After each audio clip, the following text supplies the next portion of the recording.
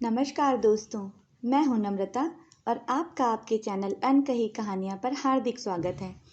आज मैं आपके लिए लेकर आई हूं सुशील सिद्धार्थ द्वारा ही लिखी हुई कहानी चंपा रानी। ये कहानी भी एक प्रसिद्ध लोक कथा पर आधारित है जिसको सुशील सिद्धार्थ ने पुनर्लिखित किया है। तो चलिए सुनते हैं कहानी चंपा रानी। सूरतगढ़ की रानी चंपा की खूबसूरती चारों ओर इस तरह फैली कि पूछो मत। सारे नौजवान यही चाहें कि चंपा रानी की एक झलक देख लें, मगर रजवाड़े का मामला ठहरा, गर्दन उड़ा दी जाती। बेलागढ़ के राजकुमार ने भी यही इच्छा पाल ली। दिन रात चंपा रानी की कल्पना में खोया रहता। भूख प्यास कपूर की तरह उड़ गई। राजा को बात पता चली। उन्होंने राजकुमार को समझाया, बेटा, आकाश कुसुम को तोड़ने की जिद ना करो। माना कि चंपा रानी सूरतगढ़ के राजा की 5वीं रानी है, 16 साल की है, राजा से उम्र में बहुत कम है, मगर तुम्हें कैसे मिलेगी? 2 राज्यों में युद्ध हो जाएगा और हजारों बेमौत मारे जाएंगे। बेटा, ऐसी जिद ना करो जिसका अंत सर्वनाश में हो। राजकुमार को कुछ कुछ होश आया। उसने एक शर्त रखते हुए कहा कि पिताजी, अब मैं चंपा रानी को भूल तो ना पाऊंगा। अगर कोई मुझे उसकी तस्वीर ला दे तो मैं जीवन भर उसको ही देखकर जी लूंगा। राजा ने राज्य में डंका पिटवा दिया कि जो साहसी शूरवीर रानी चंपा की तस्वीर लाकर देगा उसे मुंह मांगा इनाम मिलेगा। कई दिन तक डंका पिटता रहा, कोई आगे ना आया। 2 महीने बीत गए। एक दिन केवल नाम का युवक दरबार में हाजिर हुआ। राजा और राजकुमार के चेहरे उसकी बात सुनकर पहले खिले, फिर कुछ मलिन हो गए। केवल ने ऐसा क्या कहा था? केवल ने एक बात में 2 बातें कही थी। पहली ये कि मैं अगर केवल चंपा रानी की तस्वीर ला पाया तो राजकुमार को सौंप दूंगा। दूसरी ये कि मैं खुद चंपा रानी की खूबसूरती का दीवाना हूँ। अगर किसी तरह चंपा रानी को राजी कर अपने साथ ला पाया तो उसके साथ मेरा विवाह आपको करवाना होगा। सारे दरबार में सन्नाटा छा गया। मन मारकर राजा ने बात मान ली। पंडित ने तिलक लगाया। राजकुमार ने पूछा, जाने के लिए कोई सामान, कोई सहायक वस्तु तो नहीं चाहिए? केवल ने कहा कि लासुना घोड़ा और सोने के तार वाला जूता चाहिए। दोनों का महत्व केवल राजा और राजकुमार जानते थे। दे दिया। केवल ऊपर वाले का स्मरण कर निकल पड़ा। कमर में बांध ली खर्चे के लिए अशर्फियां। केवल बहादुर तो था ही, होशियार भी था। उसने सोचा, महल में घुसने के लिए या तो सुरंग चाहिए या कमंद या कोई भेदिया साथी हो। केवल सूरतगढ़ पहुंचा तो एक मालिन के द्वार पर उतरा। मालिन ने पूछा कि तुम तो कहीं भी रुक सकते थे, मेरे ही दरवाजे पर क्यों आए? केवल ने कहा कि तुम्हारे चेहरे में मुझे अपना साथी नजर आता है, इसलिए। मालिन खुश हो गई। केवल वहीं रहने खाने लगा। मालिन उसे पूरे राज्य के हालचाल देती रहती। एक दिन केवल ने बड़ी होशियारी से चंपा रानी का प्रसंग छेड़ा। मालिन जान तो गई कि केवल के मन में क्या है, मगर वो उसे मुहाने लगी थी। प्यार से बोली कि मेहमान, चंपा रानी की देह पर जवानी की नदी चढ़ती चली आ रही है। ऐसा लगता है 2 कबूतर उसे ले उड़ेंगे। एक सांप उसकी सेवा में रहता है, 2 मछलियों का शगुन उसके चेहरे पर है, कमल के भीतर अनार के दाने रहते हैं, मुट्ठी में कमर भर लो, ऐसी है चंपा रानी। केवल सुनता रहा, गुनता रहा, अपना दिल चलाता रहा, मुस्कुराता रहा।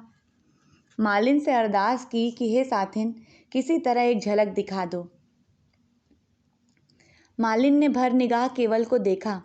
उसे केवल की आंखों में सच्चे प्यार की प्यास दिखाई पड़ी। मन में सोचा, दिल वाले का साथ दूंगी, दौलत वाले का नहीं। मालिन ने कहा कि मैं जिस फुलवारी की देखभाल करती हूँ उसमें रात के 12 बजे चंपा रानी अपनी सखियों के साथ गिरिजा की पूजा करने आती है। तुम चाहो तो उसकी झलक ले सकते हो, रात रानी के झुरमुट के पीछे छिपकर। केवल शाम होते ही फुलवारी में पहुंच गया। खूब घूमा। अर्घान उठ रही थी। पलक पावड़े बिछा दिए। 12 बजने का गजर हुआ तो रात रानी के झुरमुट के पीछे जा छिपा। खुशबू इतनी मादक थी कि पल भर में फलके झपकने लगीं। चंपा रानी आई और पूजा कर चली गई। सुबह केवल की आंखें खुली तो उसकी आंखें खुली कि ये क्या हो गया। मालिन खूब हंसी ये जानकर, फिर बोली, मेरे भोले साथी रात रानी में खो गए, इसलिए रानी से चूक गए। इस रात ऐसा करना कि बाएं हाथ की चिगुनिया चीर कर नींबू निचोड़ लेना। केवल ने यही किया। फिर 12 बजे चंपा रानी छम छम करती आई। पूजा की। पूजा करके घूमी तो सामने केवल खड़ा हो गया।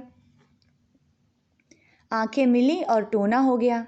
चंपा उधर और केवल इधर। सखियां मारे डर के भाग गईं। कुछ देर बाद दोनों को होश आया कि कहाँ खड़े हैं और क्या समय है। केवल ने आगे बढ़कर चंपा के हाथ पकड़ लिए। चंपा की आंखें भर आईं। बोली, मैं तो बनी हूँ तुम्हारे लिए। बिदना ने बांध दिया बूढ़े राजा के साथ।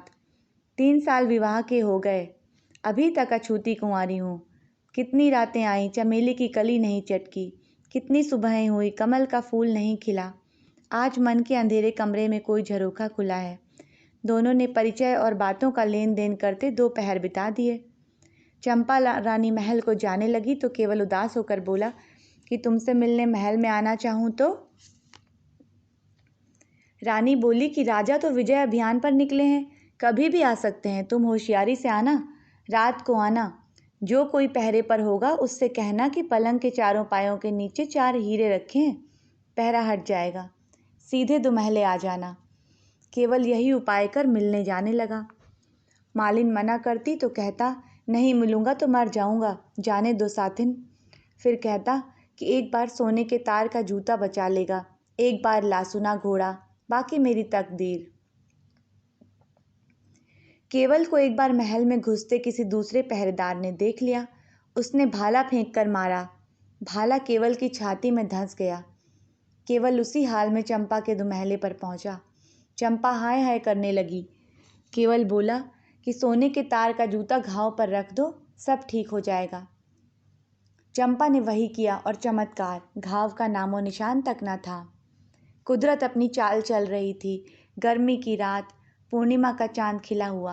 केवल और चंपा छत पर एक दूसरे में खोए। तभी राजा महल में घुसे। चहल पहल बढ़ गई। एक भरोसेमंद दासी ने आकर खबर दी। रानी ने केवल से कहा कि फुलवारी में जाकर केले के वृक्षों में छिप जाओ। जल्दी में केवल का एक जूता छत पर छूटा और दूसरा केले के पास गिरा। राजा को ऊपर पहुंचकर शक हुआ। उसे किसी ने कुछ बता भी दिया था। सोने के तार का जूता देखकर भागने वाले की दिशा का अनुमान लगा लिया। पीछा करते करते फुलवारी तक पहुंचा। केले के पास सोने के तार का दूसरा जूता मिला। राजा ने केले के पेड़ से कहा कि जो मेरे बैरी को छिपाए उसे काट डालना बेहतर। राजा ने लपालप तलवार से केले के पेड़ काटने शुरू किए। खून बह निकला क्योंकि केवल भी कट गया था। राजा दुमहले वापस आया। चंपा रानी ने देखा तो बोल पड़ी कि सोने की पनही और तलवार का ये क्या हाल हो रहा है। ऐसा शिकार कहाँ खेला कि सारा शरीर रक्त से सराबोर हो गया। तब राजा ने गुस्से से बताया कि कैसे उसने केलों को काट डाला। राजा के इतना कहते ही चंपा रानी सब समझ गई। वो पागलों की तरह फुलवारी में पहुंची। देखा केवल तो केले के पत्तों के बीच निष्प्राण पड़ा है। वो विलाप करने लगी और उसने संकल्प लिया कि केवल के साथ अपने प्राण दे देगी। केवल को लेकर वह लकड़ियों के ढेर पर बैठी ही थी कि आकाश में घूमते शंकर पार्वती की निगाह उन पर पड़ी। पार्वती ने कहा कि हे त्रिलोकीनाथ, लगता है कोई दुखियारी भारी संकट में है।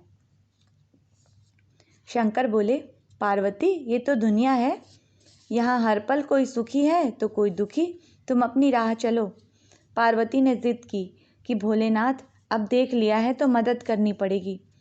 शंकर पार्वती फुलवारी में प्रकट हुए और चंपा से सारा हाल पूछा। चंपा ने रो रो कर सब बताया। शंकर ने एक इशारा किया और केवल उठ बैठा। तब तक राजा अपने सैनिकों के साथ आ पहुंचा। शंकर पार्वती गायब हो गए। राजा ने कहा कि रानी, तुमने मुझे कभी अपना पति स्वीकार नहीं किया, मगर केवल के साथ मैं तुम्हें रहने न दूंगा। तभी केवल का लासुना घोड़ा दौड़ता आया। केवल चंपा को लेकर उस पर बैठा तो ये गया वो गया, लासुना उड़ने लगा। जब घोड़ा मालिन के घर पर से गुजरा तो मालिन ने खुशी से हाथ हिलाया। केवल और चंपा ने भी उसको नमस्कार किया। बात की बात में केवल और चंपा बेलागढ़ आ पहुंचे। दोनों महल में घोड़े से उतरे। सारा नगर उनको देखने के लिए उमड़ पड़ा। राजकुमार ने जी भरकर चंपा के दर्शन किए। चंपा की एक तस्वीर बनाकर अपने पास रख ली और कहा कि वायदे के मुताबिक चंपा रानी केवल की है। राजा ने धूमधाम से दोनों का विवाह किया और आधा राज्य उनके नाम लिख दिया। कहानी यहाँ पर ख़त्म होती है। अगर आपको अच्छी लगे तो लाइक, सब्सक्राइब और शेयर ज़रूर कीजिएगा। धन्यवाद।